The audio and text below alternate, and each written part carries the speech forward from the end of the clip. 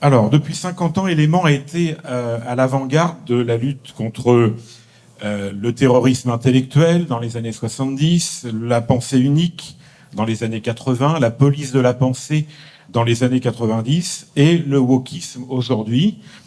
Pour évoquer cette question, je passe mon micro à mon ami David Lépée, qui vient nous rejoindre, en compagnie du député Roger Chudeau et de l'écrivain Jean-Paul Briguelli.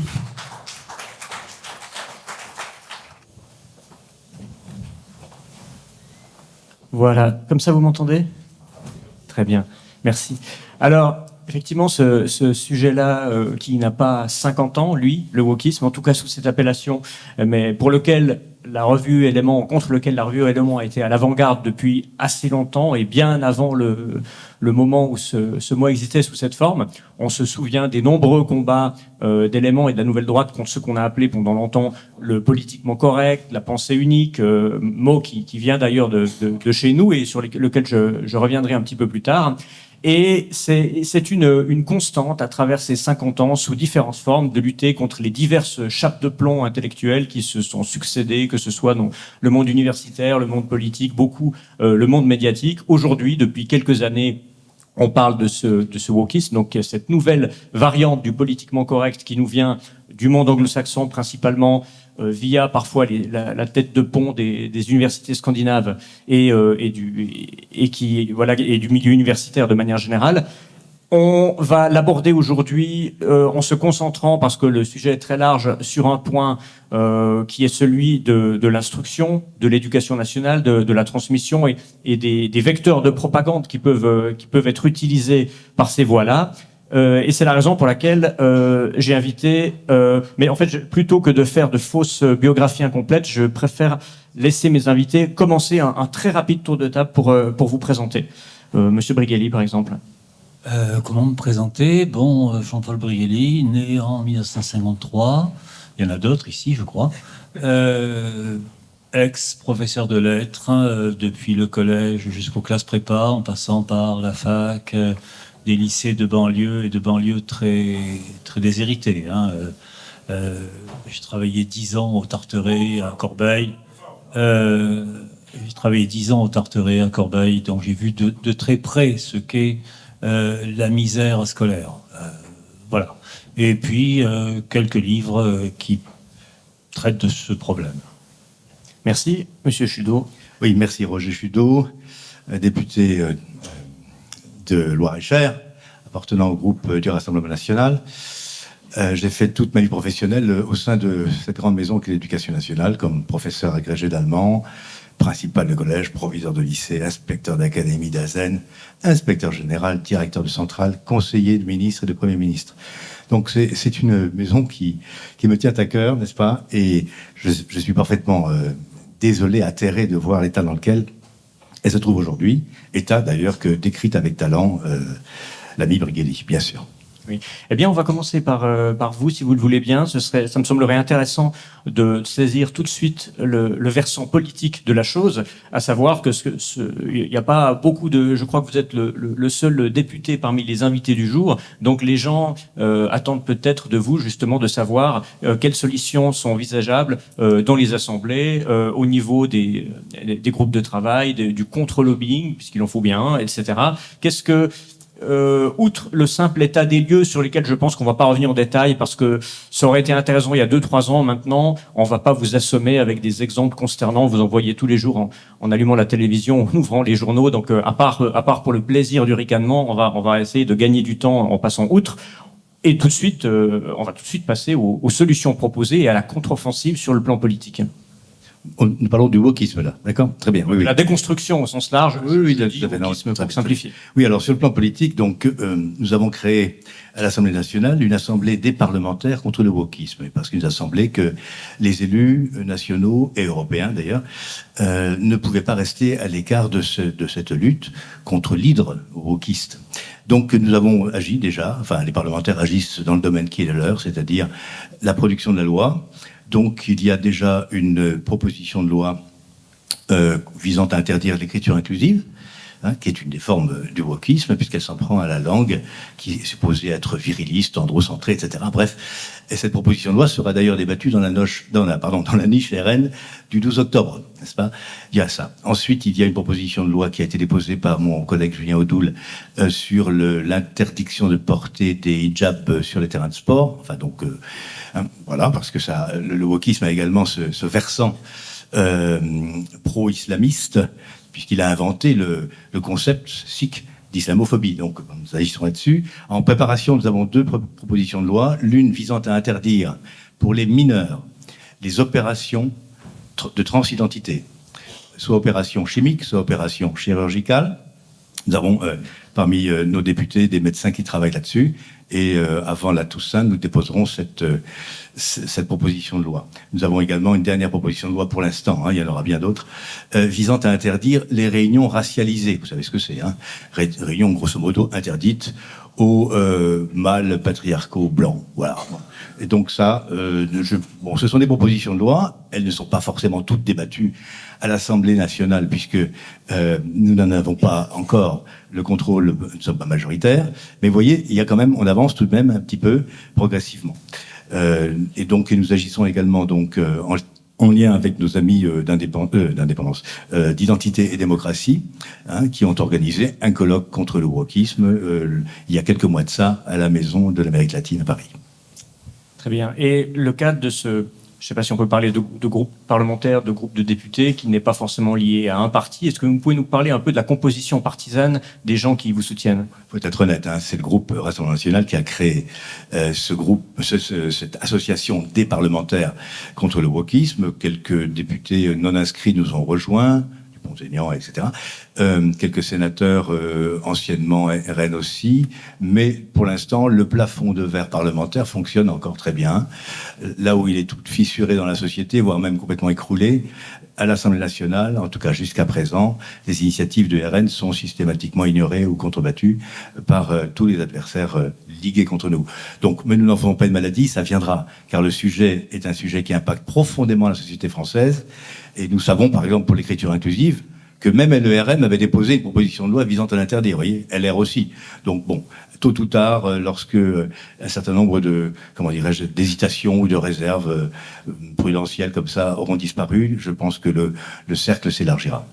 Parce que là où la culture politique française me semble attaquée de front par le wokisme, plus que peut-être d'autres pays occidentaux, c'est la tradition républicaine. Le wokisme, qui est un pur produit américain, avec toute sa charge de communautarisme, de racialisation, s'inscrit en faux contre ça. Dès lors, résister sur le plan des parlements à ce phénomène, c'est pas une prérogative RN et même pas une prérogative de droite, non? Vous n'êtes pas les seuls républicains, même que vous n'êtes pas... Vous avez raison, il y a des républicains à gauche, c'est bien connu, Dieu soit loué d'ailleurs. Nous avancerons dans ce sens-là. Oui, le wokisme est un séparatisme, le wokisme est un communautarisme, le wokisme qui fonctionne sur le refus du binaire, du rapport entre le dominant que nous serions nous et les dominés de toutes sortes, j'allais dire de tout poil, est une atteinte directe à l'esprit même des lois républicaines, enfin au concept même de république et de contrat républicain. C'est pourquoi d'ailleurs les politiques s'y intéressent de plus en plus. Mais je vous dis, bon, pour l'instant, l'association regroupe une quarantaine de députés, plutôt RN, pas plutôt totalement RN d'ailleurs, mais au fur et à mesure que nous déposerons et pourrons faire débattre des propositions de loi dans l'hémicycle, forcément, les lignes vont bouger. On va le voir peut-être le 12 octobre, si Dieu le veut, à propos de l'écriture inclusive. N'est-ce pas ? C'est nous qui portons le texte, mais d'autres textes tout à fait similaires, voire même parfois plus durs que les nôtres, ont été portés par, je vous le disais, LERM sous la législature précédente et LR au Sénat et à l'Assemblée sous la présente législature. Donc nous avons bon espoir que la raison l'emporte sur le sectarisme politique ou sur les calculs politiciens. Bon, c'est la vie, c'est comme ça. S'il y en a, il y en a, c'est pas grave. Mais nous avançons à partir de sujets tangibles. Oui, et on voit que la plupart de ces sujets tangibles portent effectivement ou sur le domaine de l'enseignement ou celui sur la protection des mineurs en général, qui ne sont pas les seuls plans sur lesquels le wokisme attaque, mais ce sont les plans les plus sensibles, déjà les plus sensibles éthiquement, et aussi là où nos responsabilités, que ce soit vos responsabilités d'élus ou les responsabilités d'enseignants, de parents, sont les plus engagées. Et dès lors, Monsieur Brigelli, moi je m'attendais à ce que vous faisiez justement une démolition en règle du phénomène sur un plan polémique, en attendant que le politicien nous donne des solutions, mais vous m'avez dit au téléphone que vous aussi, vous avez des solutions à suggérer et que vous allez nous livrer un discours tout à fait constructif et plein de perspectives. Alors, j'aimerais bien vous entendre sur ce propos. Bon, alors il faut repartir d'un tout petit peu plus loin.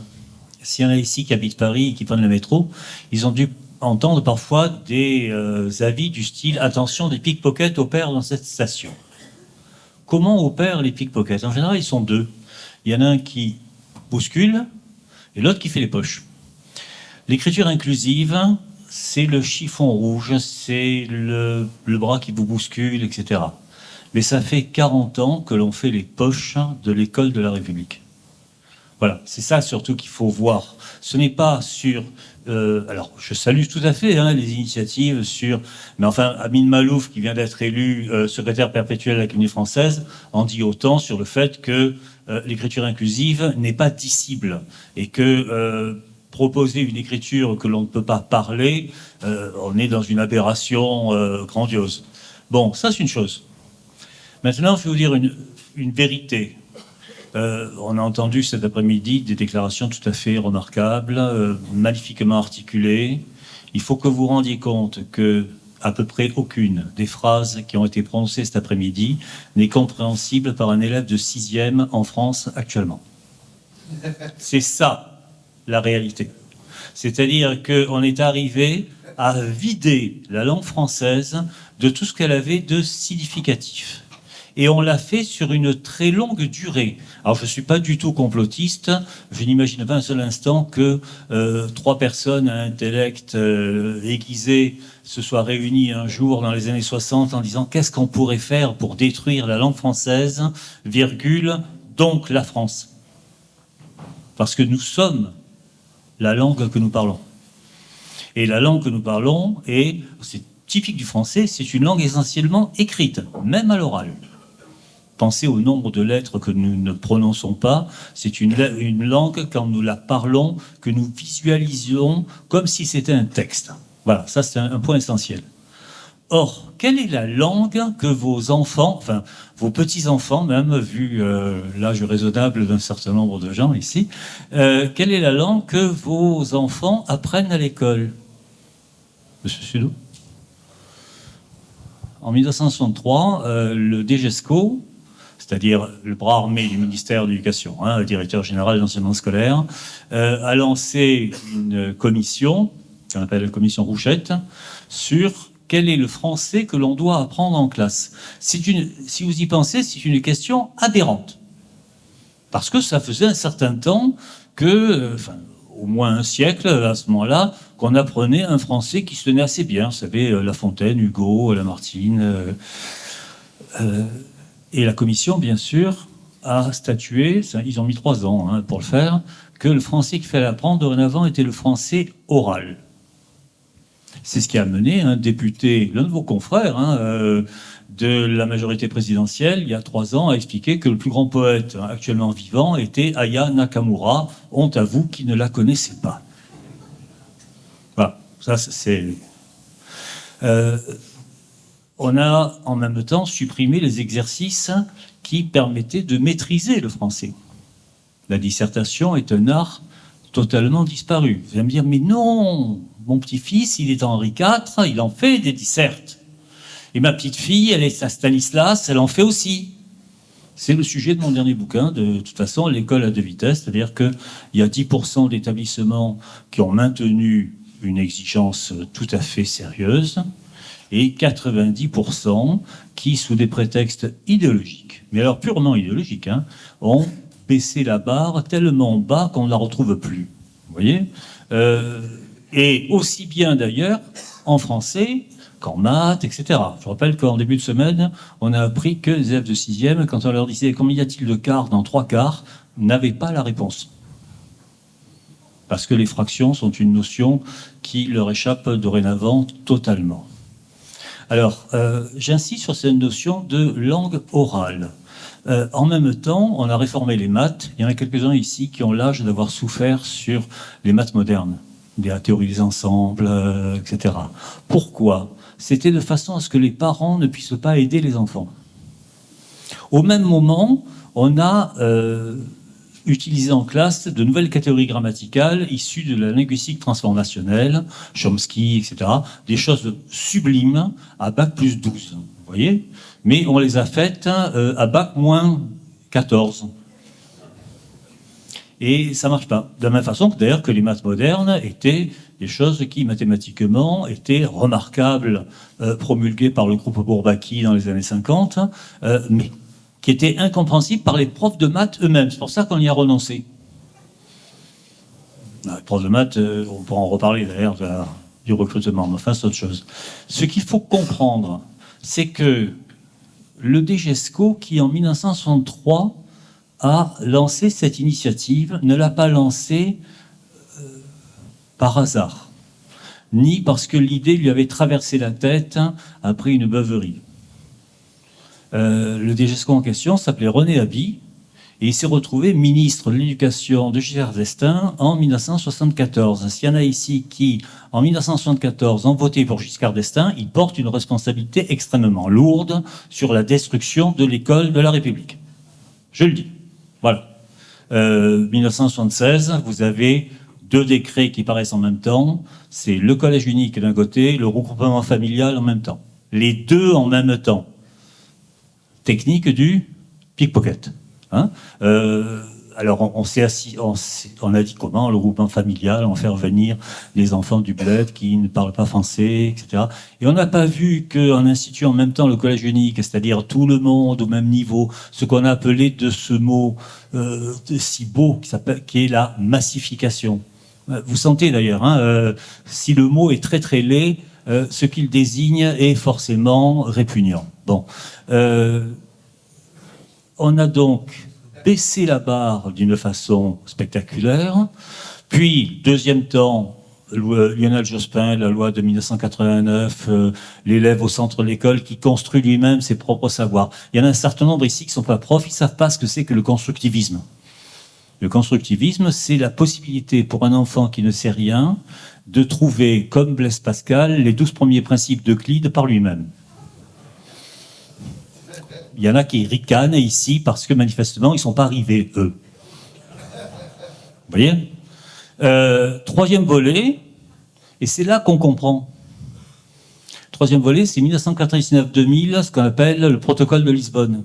Le protocole de Lisbonne met au point le fait que dorénavant, à l'école, on apprendra des compétences bien plus que des savoirs.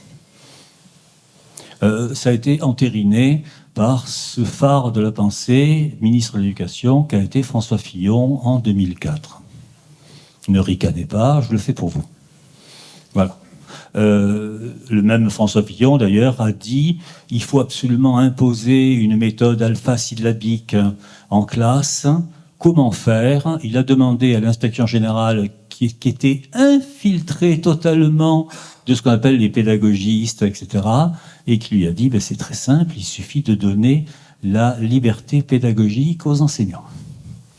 Et en leur donnant la liberté pédagogique, les résultats, c'est qu'actuellement, dans l'école de la République, sauf celle que met sur pied Anne Coffigné, bonjour, on continue à utiliser une méthode dite idéovisuelle, c'est-à-dire semi-globale. Voilà. Et on fabrique des crétins à la file. Il faut bien comprendre que ces 3 événements échelonnés dans le temps avaient un objectif qui était de détruire la langue et de détruire la possibilité même de penser la nation. Parce qu'en même temps, les réformes, les programmes d'histoire, eux, ont été complètement détruits. Alors pourquoi René Haby ? René Haby, l'homme de Giscard qui, en 63, est au ministère des Finances, rappelez, et qui est, lui, l'homme de Jean Monnet, qui fabrique l'Europe. Et qui, bon, il a une excuse, il s'est tapé 2 guerres mondiales. C'est pas tout le monde, hein. Mais l'idée générale, c'est qu'il faut éliminer les nations. Il faut donc bien comprendre que le combat contre l'écriture inclusive, c'est anecdotique. C'est intéressant, mais c'est anecdotique. Ce qu'il faut faire, c'est un combat pour la restitution du français, de l'histoire de la France, de l'histoire des sciences d'ailleurs également, c'est-à-dire refaire de fond en comble les programmes déjà, et donner la possibilité aux établissements, à chaque établissement, partout, d'appliquer ces programmes en fonction du niveau effectif des élèves, c'est-à-dire en finir avec le collège unique, refaire des classes de niveau. Alors les classes de niveau, c'est pas très compliqué à faire, hein, avec des possibilités de pont. Hein, vous n'êtes pas condamné à vie à être parmi les plus faibles, etc. Mais il faut, quand vous avez une classe d'élèves très faibles, qu'il n'y en ait pas plus de 15, quand vous avez une classe d'excellents élèves, il peut y en avoir 40. Voilà, ça c'est une réalité de terrain. Hein. Si on ne fait pas ça, on est déjà très bas, ou plus exactement, du point de vue des concepteurs de ces lois successives, c'est carton plein, hein, ils ont parfaitement réussi, ils ont compris comment ça fonctionnait. Parce que l'éducation nationale fonctionne très bien pour le but qui lui est assigné. Voilà, c'est-à-dire que, contrairement à ce que certains ici semblent croire, l'école va très bien, elle va dans le sens qu'on lui a assigné. Alors bien entendu, pour 90% des enfants qu'on lui confie, c'est un désastre absolu. C'est-à-dire que on ne suscite pas les talents, on se soucie absolument pas de permettre à chacun d'aller au plus haut de ses capacités, qui est le seul objectif que l'on peut véritablement assigner à l'école. Hein.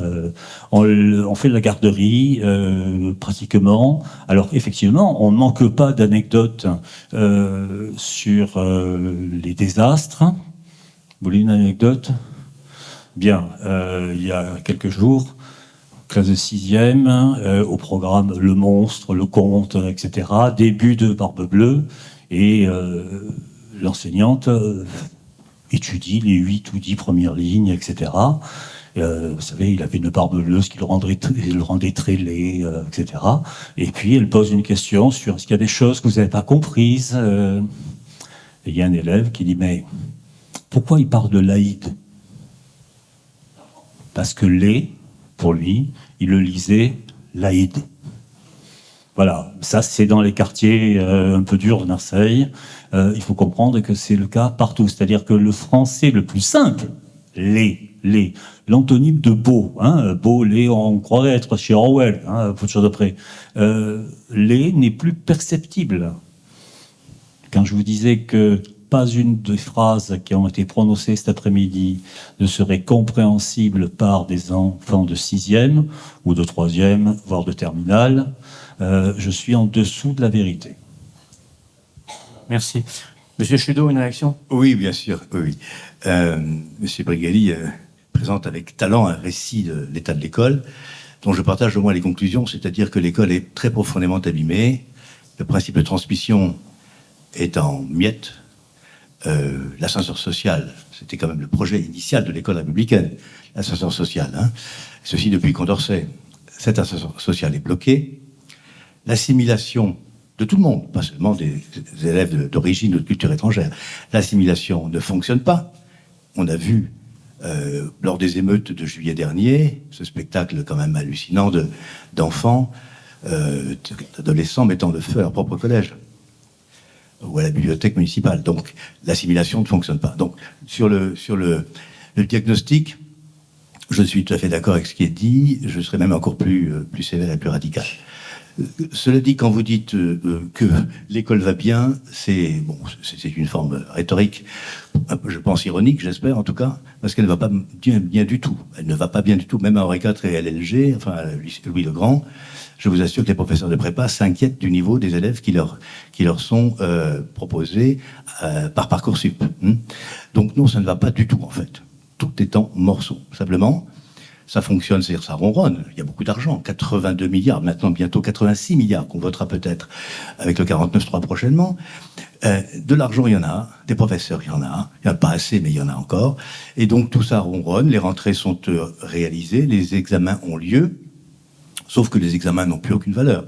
Chacun sait qu'un baccalauréat réussi à 92 ou 93% n'a plus aucune valeur. La preuve, c'est que les étudiants, les bacheliers deviennent des étudiants, échouent à 50% en première année de fac, quelle que soit la fac en question. Donc, si vous voulez, l'école ne va pas du tout. Je ne suis pas d'accord avec vous. Bon, bref. Et alors, juste un point pour régler ça, parce qu'il ne faut pas qu'il y ait de gêne entre nous. Le combat contre l'écriture inclusive n'a rien d'anecdotique. Rien. Parce que d'abord, ça ne concerne pas l'école d'enseignement scolaire, mais l'enseignement supérieur. Et puis, ça concerne aussi les administrations. À Pôle emploi, aujourd'hui France Travail, vous avez des formulaires dans lesquels on peut lire « Êtes-vous enceint de ?» avec un point médian. Voilà. Hein, donc, ça commence comme ça et ça continuera. Bref. Donc, il faut absolument tordre le cou à ce canard. Ce sera fait, je l'espère, le 12 octobre, et ça n'est pas anecdotique, parce qu'une partie très significative de nos élites est complètement formatée à écrire comme cela. Dans la plupart des grandes universités, je parle évidemment des départements de sciences humaines, à Sciences Po, on écrit en écriture inclusive quand on veut pouvoir faire un master, un mémoire de master ou un doctorat. C'est obligatoire, sans ça, il n'y a pas. Donc, ce n'est pas du tout anecdotique, je n'ai pas pris mal, mais enfin, ça n'est pas une petite blague. Hein. Donc, revenons à l'école. Hein. Moi, je suis d'accord pour être... bon, moi, si vous voulez, je ne suis pas du type déploratif, je suis du type proactif. C'est pour ça que je fais de la politique. Je pense que nous devons, un devoir sacré, restaurer l'école de la République. Et non pas en la démontant, comme le propose M. Brigelli, c'est-à-dire en la régionalisant, en la départementalisant, en la communalisant, voire même en laissant à chaque établissement la possibilité d'appliquer son propre programme à la manière d'eux. Non, je pense au contraire, il faut renationaliser, reconcentrer. Et il faut le faire parce qu'il y a une volonté politique. Ce qui a manqué ces dernières années, c'est une volonté politique. C'est-à-dire que les pédagogistes autoproclamés, qui n'avaient aucun mandat politique, ont détruit l'école de l'intérieur. Là, je suis parfaitement d'accord. On les a laissés faire, la gauche, par complaisance idéologique, j'allais dire presque par bêtise, et la droite, par ignorance, par désinvolture, presque par mépris. Hein, je sais, j'ai servi François Fillon, figurez-vous. Et François Fillon ne méprisait pas l'école, lui. Mais la plupart de ses prédécesseurs et successeurs aux rues de Grenelle considéraient ce ministère comme une charge, comme un ministère dépensier. C'est comme ça qu'on l'appelle à Bercy, ministère dépensier. Vous voyez, personne n'a imaginé que ça pourrait être un investissement pour l'avenir. Non, c'est dépensier. Bon, bref, gauche et droite ont méthodiquement laissé les pédagogistes faire main basse sur l'école et nous la restituer aujourd'hui dans l'état où elle est, c'est-à-dire, c'est un champ de ruines, en fait. Vous voyez. Donc, je crois aux politiques. Je crois qu'il faut réinvestir la politique, dire que l'école a un projet politique. Quel est ce projet ? C'est le projet républicain. C'est une ambition folle. Imaginez que chez nous, en France, l'éducation est nationale parce qu'elle a pour ambition, depuis Jules Ferry, en fait, depuis Condorcet, mais bon, de fabriquer, si j'ose dire, enfin, de produire, d'élever un citoyen français. Donc un républicain, citoyen français. Pas batave ou scandinave, français. Donc ce projet-là, il faut le réinvestir. Seul le politique le peut. Et Marine Le Pen, dans son programme de 2022, a commencé à préciser les contours de ce que serait la restauration du système éducatif. En 2027, elle aura un programme encore beaucoup plus affûté là-dessus. Et nous mettrons en œuvre. Donc moi je crois qu'il ne faut pas démonter, vendre à la découpe l'école de la République, mais la ramener sur sa mission première. D'accord, je vous remercie. Pour terminer sur le sujet de l'éducation, vous voulez juste réagir sur les points sur lesquels vous êtes interpellé ? Brièvement. Oui, très brièvement. En 1882, lorsque Ferry sort sa loi, bien entendu, c'est pas lui, il est nul, Ferry. C'est Ferdinand Buisson, qui est le grand maître de l'université, qui était allé observer de très très près l'école prussienne pour comprendre pourquoi les Prussiens avaient gagné la guerre de 1870. On a fait une école à ce moment-là, très exigeante, de façon à gagner la guerre suivante. Parce qu'il était évident pour tout le monde qu'il allait y avoir une guerre. Ça a continué d'ailleurs, malgré le massacre incroyable de profs et d'instits en 14-18. C'est là qu'on a recruté énormément de femmes pour les remplacer. Ça a continué dans les années 20, parce qu'on savait qu'il allait y avoir une guerre de plus. Jean Monnet, dont je parlais tout à l'heure, est parti de l'idée qu'il ne fallait plus qu'il y ait de guerre. Voilà. La destruction du français, la destruction de l'histoire, l'égalitarisme comme article premier et dernier. L'égalitarisme a produit plus d'inégalités que jamais l'élitisme républicain n'a produit de division véritable. Je vous renvoie à un texte d'Arturo Pérez Reverte, le plus grand écrivain espagnol actuellement vivant. C'était en 2014. Il a fait un texte dans le supplément hebdomadaire du journal dans lequel il écrivait, qui commence par « Es una guerra santa, idiotes ». C'est une guerre sainte. Et d'expliquer qu'il y avait un djihad général et que face à ce djihad général, il fallait restaurer véritablement. Alors lui se bat pour la langue espagnole et apparemment dans l'Académie espagnole c'est pas simple. Et il faut restaurer le français, il faut restaurer la nation française, sinon nous allons perdre la guerre qui a déjà commencé et dont nous ne nous rendons même pas compte. Merci. De l'importance, effectivement, de restaurer non pas seulement des compétences et des savoir-faire, mais des savoirs et des connaissances, et une filiation qui va avec, en espérant que ça puisse aussi passer par des vecteurs politiques de changement. Seulement, il n'y a pas que le politique. Le wokisme ne s'insinue pas uniquement dans les lois et les réglementations, mais également dans les mœurs et les idées. Et c'est là où il y a une carte métapolitique à jouer. C'est celle que joue Élément depuis une cinquantaine d'années sur des sujets similaires, avant qu'on en arrive ces dernières années au wokisme. Et on remarque aujourd'hui, petit début de victoire, qu'il y a quand même, dans une partie grandissante de l'opinion, un début de consensus anti-woke. Évidemment, pas dans les grands médias, pas chez les politiques, mais bon, ça, ce sont des opinions qui sont surreprésentées, qui ont pignon sur rue. Quand on discute avec les gens ordinaires, ou même qu'on lit maintenant un certain nombre de médias, on s'aperçoit que ça commence, l'indignation commence à prendre. Donc nous sommes loin, reconnaissons-le humblement, d'être les seuls sur ce terrain-là. Néanmoins, je pense que à Élément, nous avons toujours eu une spécificité dans cette lutte contre le politiquement correct et la pensée unique. Bon, bah déjà, c'est d'avoir été un petit peu à l'avant-garde quand on parlait de politiquement correct, lequel est, pour le définir, je vais prendre une citation d'Isabelle Barberis, dans son livre L'art du politiquement correct. Elle écrit que c'est une forme de politiquement correct à laisser place à une autre. C'est dans la nature même de cette non-pensée que de tourner sur elle-même, de dire une chose et son contraire par souci d'inclusivité ou par simple dandisme. On retrouve le snobisme de la novlangue, des anglicismes, dans la carnavalisation incessante des idées et des valeurs. Et là où je pense la nouvelle droite a commencé à, enfin, c'est pas le premier épisode, mais à faire valoir sa différence dans cette critique-là, c'est peut-être il y a une dizaine d'années, au moment des critiques et des oppositions, voire même des manifestations contre ce qu'on appelait la théorie du genre, qui était un chapitre de cette avancée woke. Alors évidemment, il y a eu des oppositions de toutes parts, de la part des catholiques, des musulmans aussi, un peu des milieux conservateurs qui avaient toutes, disons, leurs bonnes raisons, leurs raisons spécifiques de ne pas être d'accord avec ces changements sociétaux. Mais peu nombreux ont été les auteurs à critiquer ça d'un point de vue culturaliste, justement dans l'ordre de la filiation. Ça a été le cas d'Alain de Benoît notamment, ça a été le cas de quelques autres auteurs extérieurs à nos milieux, comme Bérénice Levet ou Michel Onfray, mais il y en a vraiment pas beaucoup plus qui ont porté ça sur le terrain de la lutte culturelle. Je tenais à le souligner, parce que nous avons fait aussi partie de ceux qui avons identifié ce que le wokisme est, mais aussi ce qu'il n'est pas. Et cette lucidité a manqué, malheureusement, je pense, à une grande partie du camp conservateur et de la droite en général, à savoir que non, le wokisme n'est pas un néo-marxisme, parce que toute dialectique de lutte ne se ramène pas au marxisme. Alors sinon le darwinisme serait du marxisme biologique, donc il n'y a pas de marxisme culturel. Voilà, non, le wokisme n'est pas un néo-existentialisme. On a pu le penser au début avec les théories de la déconstruction, de la fluidité des genres, mais vous voyez l'idéologie trans maintenant, c'est un retour violent aux essences. Seulement, c'est des essences qui ne reviennent pas par la voie de la nature, mais par la voie de l'artifice, le transhumanisme et là encore la modification.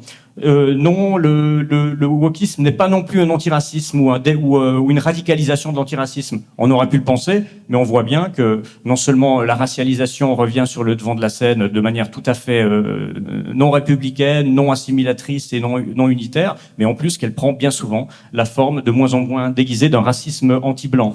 Non, le wokisme n'est pas non plus un dérivé de l'écologisme, n'en déplaise à Sandrine Rousseau ou Mona Chollet. parce que je pense pas qu'un écolo cohérent puisse être favorable au changement transhumaniste, etc., etc. Non, le wokisme n'est pas non plus un dévoiement de l'esprit de 68, encore que tout soit lié, parce qu'il y a des filiations et des généalogies historiques. Mais je rappelle quand même qu'un des événements tout à fait anecdotiques qui ont été à la source du soulèvement de mai 68, c'était la revendication des étudiants, des garçons, à pouvoir pénétrer dans le dortoir des filles.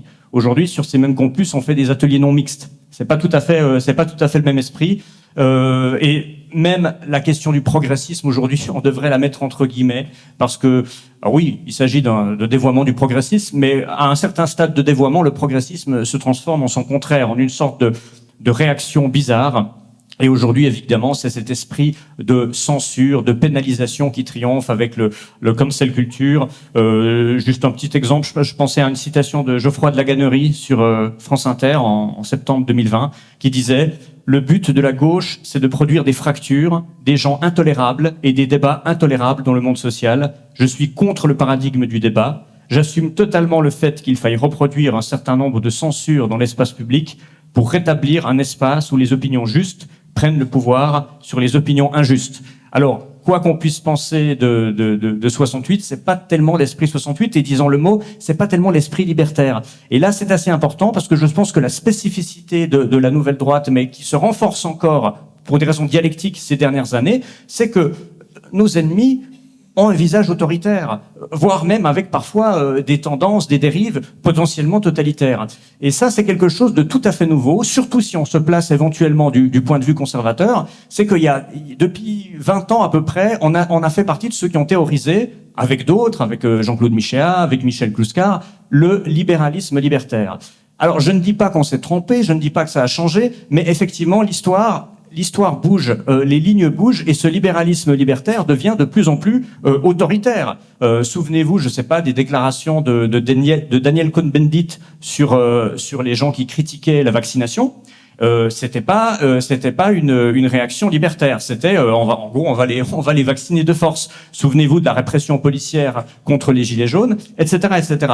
Donc en s'appuyant sur l'État, en s'appuyant sur la force armée, en s'appuyant sur un discours de plus en plus coercitif, on n'a pas simplement affaire à de doux penseurs libertaires qui s'égarent dans l'abstraction du ciel des idées, mais à une véritable force autoritaire. Et nous, pour des raisons dialectiques, eh bien, nous devons, et c'est ce que nous avons fait, nous devons choisir le camp opposé, qui est le camp de la liberté. Le politologue américain Patrick Deneen, qui avait été interviewé dans Éléments il y a quelques années, avait dit « Les régimes libéraux sont devenus aussi actifs dans leur intervention à l'égard de la politique familiale et des responsabilités parentales que le communisme l'était autrefois.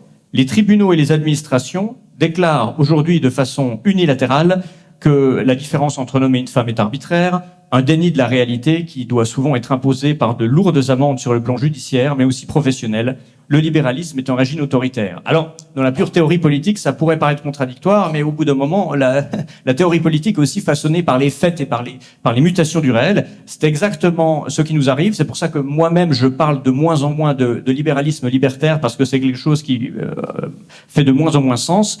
Ce sont des rapports dialectiques. Alain de Benoît, dans L'Exil intérieur, un de ses derniers livres, disait « Moraliste, puritaine, hypocrite, c'était la droite à la fin du 19e siècle. C'est très exactement la gauche aujourd'hui. La morale, entre guillemets, voyage, elle aussi. » Et le problème n'est pas la morale, entre guillemets, parce qu'on voit bien que l'ennemi, c'est quoi? C'est pas la morale avec un grand M, c'est le puritanisme.